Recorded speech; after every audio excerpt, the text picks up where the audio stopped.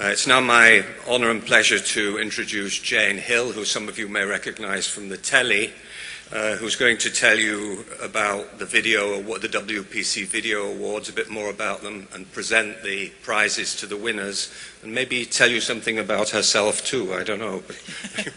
Andrew, thank you very much. Ladies and gentlemen, hello, good evening, and it is quite extraordinary to look out and see just how many people are here. When Parkinson's UK asked me to come and say a few words at this second Parkinson's Congress, I thought, yes, I'm always more than happy to support Parkinson's UK, and I thought, oh, that'll be lovely. I'll just pop up to Glasgow and say a couple of things, and there'll just be a handful of people there. And little did I realise what a fantastic and large and well-attended event this would be. It is so exceptional, and now I've heard so many great speakers already, I realise what an extraordinary operation it has been to pull this together. And I really am genuinely, absolutely delighted to be here. I would say as a BBC News presenter, you do get asked, frankly, to support a lot of charities. You get asked a lot of the time, and it's lovely to be asked, and it's delightful, and I'm always very touched when anyone takes the effort to get in touch and thinks that possibly in some way I can support their charity in some small way. But you get asked a lot, because it's the BBC, and for whatever reason people do contact you, and it's lovely, but you can't say yes to everything. You don't have time to say yes to everything. There are some things you might not want to say yes to.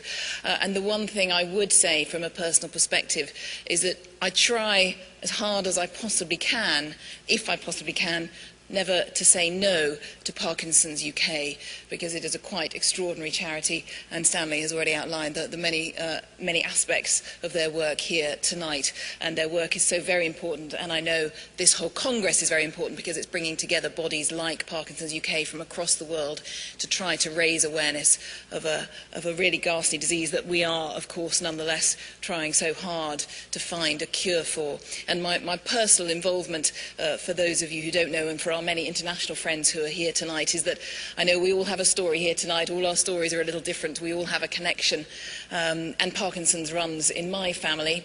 My father, who turned 77 this summer, he was diagnosed about 10 years ago and has been living with that for about a decade. And interestingly, my uncle, his brother, his only sibling, also had Parkinson's, and the only two children in the family, and they both developed the disease. And my lovely uncle, who died a few years ago, lived with Parkinson's for more than 20 years. And so I have seen, and my brother and I have seen only too closely, just what an extraordinary impact it takes on a family. And to that end as well, I would say it's not all doom and gloom, as we know. And already here tonight, as in every time I come to anything associated with the Parkinson's charities, I'm so humbled by some of the people I meet who are living with the disease, and really living, and just not letting it defeat them at all, and totally still getting the best out of life, perhaps in a way that sometimes in my own family I haven't actually seen happen, and I find it really fantastically uplifting and heartening that people just keep on going, and it's wonderful. I hope that doesn't sound patronising in any way, because it's absolutely not meant to. It's meant to be the fact that I think my brother and I have seen a fairly grim side of the disease, and yet I come and do what little I can for Parkinson's UK, and I'm absolutely blown away by people who are trekking up mountains and rafting and jumping out of aeroplanes and doing things that, frankly, as an able-bodied 41-year-old, I'm not sure I have the guts to do, and it's fantastic.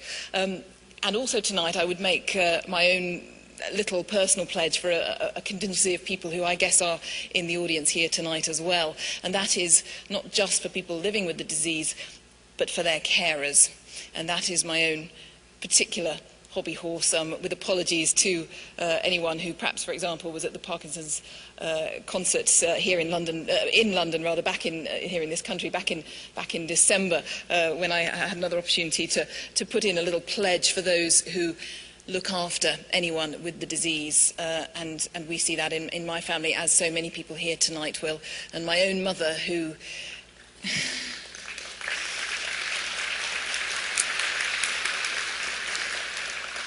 to use a fantastic journalistic cliche, the unsung heroes. My editor would shoot me if I actually said that on air, of course, but they are the unsung heroes of this sort of situation. And my mum, who you would probably think, because of the way she looks, is only about 60 if you met her, but is actually 71. I can tell you this because she's not here. What she does on a daily basis, and the physical and emotional toll that it takes looking after my father, who does still live at home but with some difficulty, the toll that takes is very, very difficult for their children to watch. And we struggle with that, my brother and I, on a daily basis. And so on behalf of her, a very, very big thank you to all those carers who are here tonight, because I know what an amazing job you all do.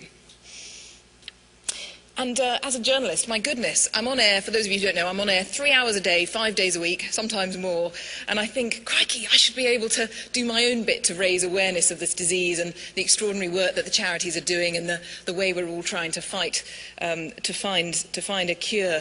And it's so very hard, and so I take some comfort and some hope, perhaps, from what Stanley was saying about that comment about genetics, and I can't spoil the surprise for tomorrow, but perhaps there's a little something there in the genetics plenary that he was talking about, and I'll be able to take that away and encourage people to put that on the news, because I know that part of this Congress is all about raising awareness and getting people to talk about the disease and to understand more about it as well. So I hope that maybe in my own small journalistic way I'll be able to take something home from that as well.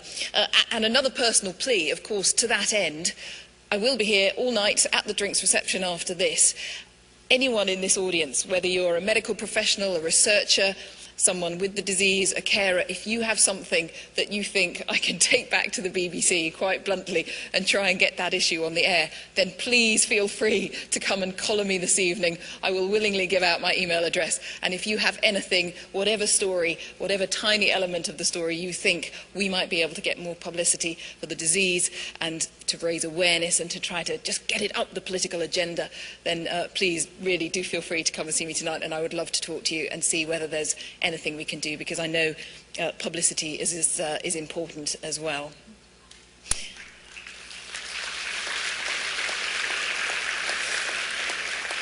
Anyway, I hope that hasn't all been too downbeat and all doom and gloom, because I'm also here, as Andrew said, for a lovely reason, and it's to introduce and announce the two winners of the video competition. And just a brief summary for those of you who don't know, a video competition that was designed to raise awareness of Parkinson's, which is what we all want, and to try to give a sense to people who perhaps don't know much about the disease, what it's like to live with it. We have two fantastic winners here tonight. We had entries from more than 15 countries. I think we had well over 50 entries, and I don't think there was much remit beyond a time limit. You just had to put your thoughts on video, and that in itself I think was quite a tall order. Even I couldn't do it, and I work in the business. I'm delighted to say that we have the two winners here tonight. Before I introduce them, of course, we would love to show you their winning entries. We have a winner from Britain and a winner from the United States.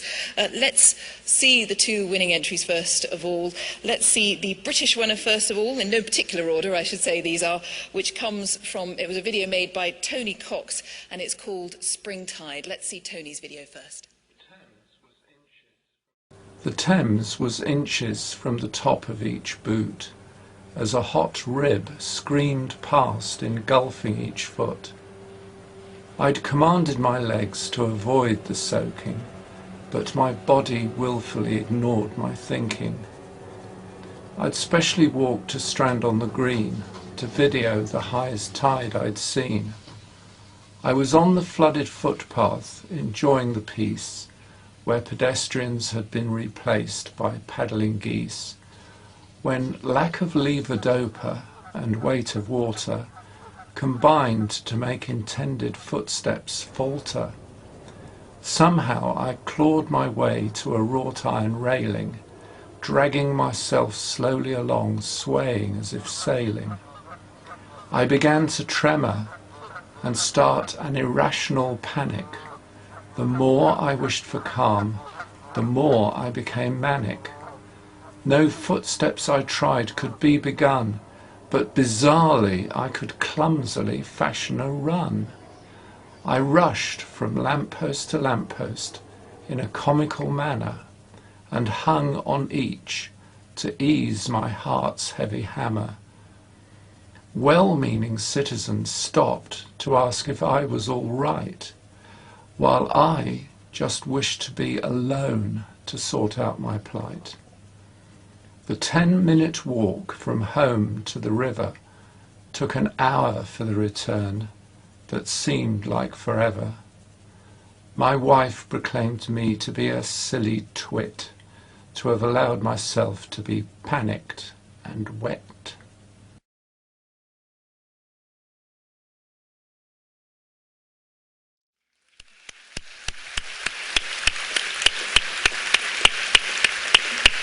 And that was Springtide by Tony Cox from London, who lives near, as you might guess, close to where that video was shot in Chiswick. And watching it earlier, I thought just how personal and touching that was, and how much his experiences reminded me of stories I've heard so often in my own family, and that sense of that walk that, damn it, it's only meant to take 10 minutes and suddenly it's taking an hour.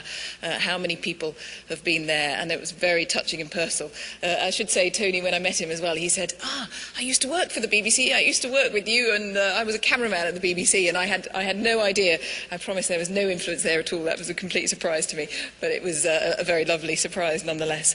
And the other winner, as I mentioned, is from the United States. It's a video by Pamela Quinn. And I love the winning entries because, as you are about to see, they're just so different, so utterly different, and yet so very, very personal, which is what I think the judges were after. So let's see the winning entry from the States from Pamela Quinn.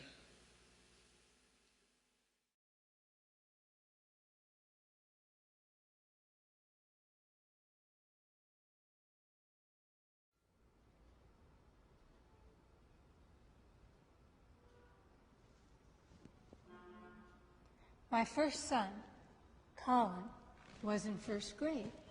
He came home one day and said, "Mommy, Charlie said you're going to die soon." I said, "Colin, we're all going to die sometimes, but I'm not going to die soon." He had only known me with my Parkinson's. How I moved was normal to him. He had never seen me as a professional dancer.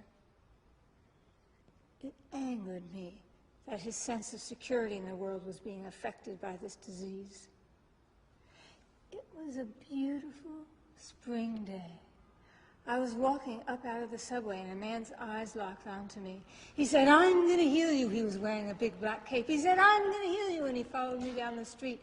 And he did kind of heal me because he made me walk a whole lot faster. And once I got away from him, I thought, maybe he's an angel in disguise. My second son, Liam, was 2 when the World Trade Center was attacked. I was pushing him in the stroller up the West Side Highway. There were throngs of people. They were hysterical. They were calling on phones. They were shaking. Everyone was shaking. I felt guilty for taking pleasure in that moment. I didn't tell anyone because it felt disrespectful. Parkinson's is full of surprises and contradictions. Sometimes we can't move,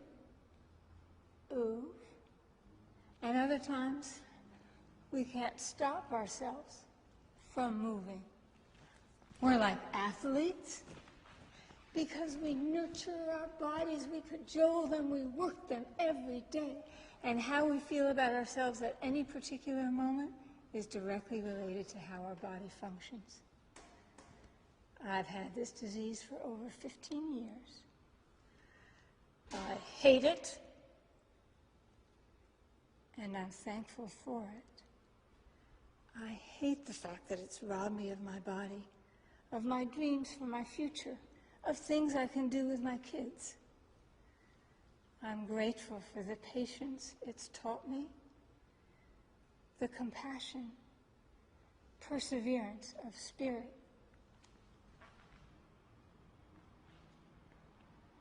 Welcome to our world.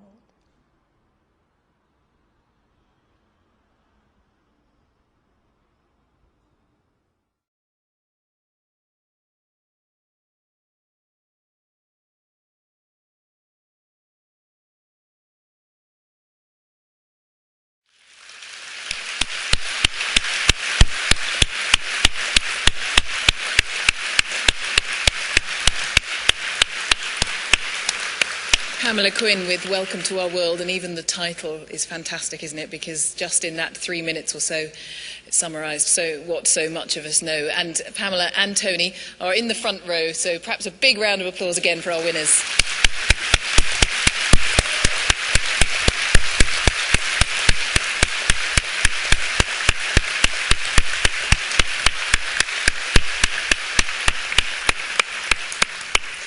Pamela was so self-effacing earlier when I said how much I'd enjoyed her video as well, and she said, oh, I was worried it was too long. I said, no, it was fantastic. We enjoyed them both so much. Pamela and Tony, thank you very much. I should say as well, I was asked to point out that, as I mentioned, there were a lot of entries, and in fact, you can see those two videos again, and you can see many of the other entries on the stand. There is a special stand, I'm not going to remember the number, but I know it's next to the Parkinson's UK stand in the main hall, and I'm sure people will point you in the right direction, and you can go and watch as many of those videos as you possibly had time for over the next few days. And so it's been a real pleasure to be here this evening, and again I do hope to speak to lots and lots of you tonight a little later at the drinks reception. I hope the next few days are productive, fascinating, enlightening, and I hope they just go as absolutely well as you could ever possibly imagine. I really wish you all the very best for the next few days. Thank you very much indeed. Thank you.